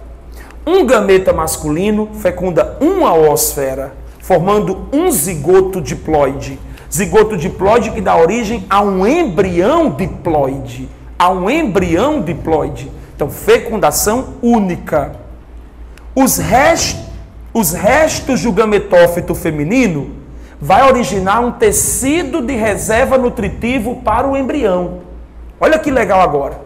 O embrião vai estar acompanhado de mucilon, de leitinho ninho, de comidinha. Um tecido de reserva nutritivo, que está nesse ponto aqui do esquema, que você vai chamar de endosperma haploide.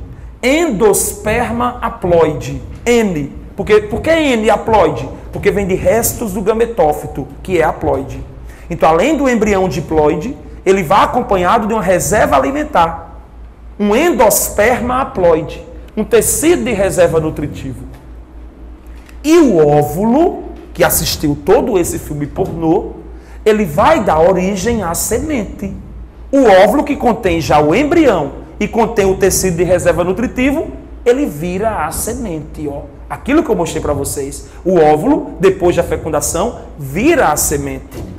Como nas gimnospermas, esse óvulo, ele era nu, ele não tinha uma parede por cima dele, essa semente continuará nua. Então não esqueça a expressão aqui, que é famosíssima de gimnospermas. Sementes nuas. Sementes nuas. Essas sementes não têm um fruto envolvendo-as. Ela é uma semente nua. Semente nua. Então aqui está a semente, com o embrião, com o tecido de reserva nutritivo para ele, e uma semente envolvida por um tegumento diploide, uma casca dura que só será quebrada quando as condições ambientais estiverem favoráveis para a germinação. E a germinação já é o início de uma nova gimnosperma, fechando o ciclo. Ó. Então tá aí, pessoal, o ciclo reprodutivo das gimnospermas.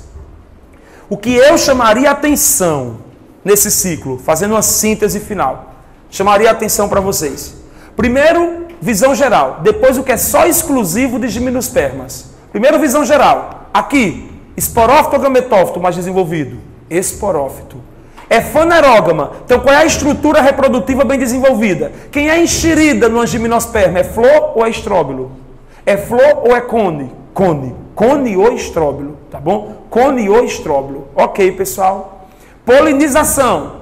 Anemófila, ornitófila por pássaro, quiropterófila por morcego, entomófila por inseto ou anemófila pelo vento. Qual é a principal? Anemófila pelo vento. Né? A polinização. Tubo polínico, independência de água para a reprodução. Não pode esquecer. Tubo polínico, independência de água para a reprodução. Fecundação acontecendo no óvulo. Óvulo que vira semente. Óvulo que vira semente. Semente nua. Agora, palavras exclusivas de gimnospermas. O que você não vai encontrar nas angiospermas. Agora merece um destaque, porque é para diferenciar do grupo irmão, as angiospermas. Para diferenciar do grupo irmão. Cones ou estróbilos. Não são flores. Cones ou estróbilos. Tá bom? Fecundação única. Não é fecundação dupla. Na gimnosperma é fecundação única. Tá, agora essas palavrinhas só valem para gimnosperma, não vale para angiosperma. De novo, cone ou estróbilo. Angiosperma não tem isso. Fecundação única. Nas angiospermas vamos ver que é dupla. Então nas gimnospermas é fecundação única. Tecido de reserva nutritivo é N, é haploide, não é triploide, é haploide. E a semente é nua. Então, cones ou estróbilos, fecundação única, tecido de reserva nutritivo haploide e sementes nuas. Isso são características diagnósticas que nós tiramos do ciclo de uma gimnosperma, pessoal. Características diagnósticas para comparar com as angiospermas, ok? E aí eu queria tecer 2 comentários sobre o nosso pinheiro, o pinheiro do Paraná, tá bom? Então, em relação ao pinheiro do Paraná, 2 pontos, para lembrar da mata de araucárias. Claro que o Enem, entre uma floresta boreal das Europa e do Canadá e uma mata de araucárias brasileira, ela vai sugerir uma questão da mata de araucárias, tá bom? Então, em relação ao pinheiro do Paraná, árvore símbolo da mata de araucárias, 2 pontos. Quero fazer 2 observações em relação ao pinheiro do Paraná. Pinheiro do Paraná. Primeira observação, planta dioica, sexos separados. O pinheiro europeu é uma planta monóica. O que eu quero dizer? O pinheiro do Paraná, a araucária, é uma árvore dioica. Então, um pinheiro do Paraná, ou ela tem só estróbilo masculino, ou ela tem só estróbilo feminino. Ou seja, no pinheiro do Paraná, estróbilos masculino e feminino estão em árvores distintas. No pinheiro do Paraná é dioica, sexos separados. Estróbilo masculino e feminino estão em árvores separadas. Estão em árvores separadas, ok? E não na mesma árvore. Segunda observação, a semente nua é chamada de pinhão. No pinheiro do Paraná, a semente nua é chamada de pinhão. Então, pinhão é uma semente nua do pinheiro do Paraná. Como é uma semente, esse pinhão tem dentro dela um tecido de reserva nutritivo. E o pessoal lá da região sul usa esse tecido, né, da semente para fazer bolo, biscoito, várias comidas típicas, né? Então faz parte da cultura do pessoal, principalmente do estado do Paraná. Faz parte da cultura deles usar esse tecido de reserva nutritivo que está dentro do pinhão para fazer a alimentação, ok? Então o pinhão é a semente nua da araucária. E a pinha, olha aqui isso aqui. A pinha é o estróbilo. Qual estróbilo? Qual é o estróbilo que tem semente? Todo enxerimento aconteceu aonde? No masculino ou no feminino? No feminino. Então a pinha é o estróbilo feminino maduro. Estróbilo feminino maduro. Então cuidado. É um estróbilo feminino cheio de sementes, cheio de pinhões, cheio de pinhões. Então é isso que pode ser perigoso numa questão. Pinha, pinhão. Tem até músicas lá da cultura local, tá bom? Com esse trocadilho, pinha, pinhão, ok? Então o pinhão é a semente nua. A pinha é o estróbilo feminino maduro, cheio de sementes, ó. Cada estrutura dessa aqui é um pinhão, é uma semente. E uma coisinha que nós vimos em ecologia. Qual é o pássaro, símbolo da mata de araucárias, que ajuda na dispersão e preservação do pinheiro do Paraná? O gralha azul. O pássaro gralha azul. Cuidado com a pegadinha.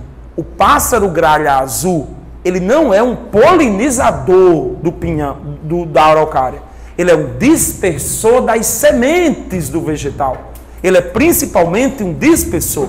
A polinização se dá principalmente pelo vento.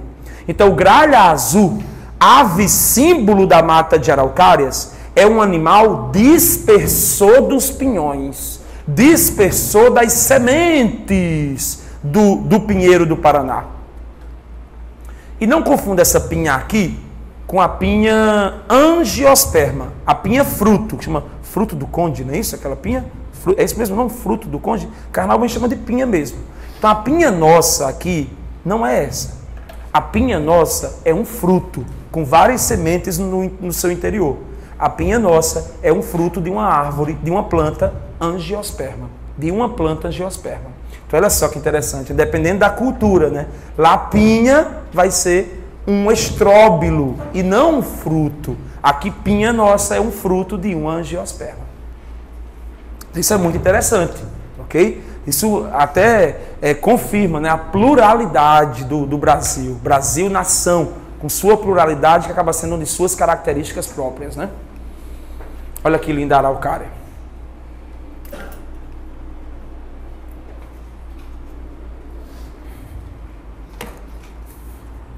Bem, agora faltam as angiospermas, o maior grupo, ok? E acho que um divisor de águas, né, 4 horas, acho que é melhor a gente dar o nosso intervalinho agora, né? E a gente volta para trabalharmos as angiospermas e os fungos. Aí terminamos o nosso encontro hoje, tá bom?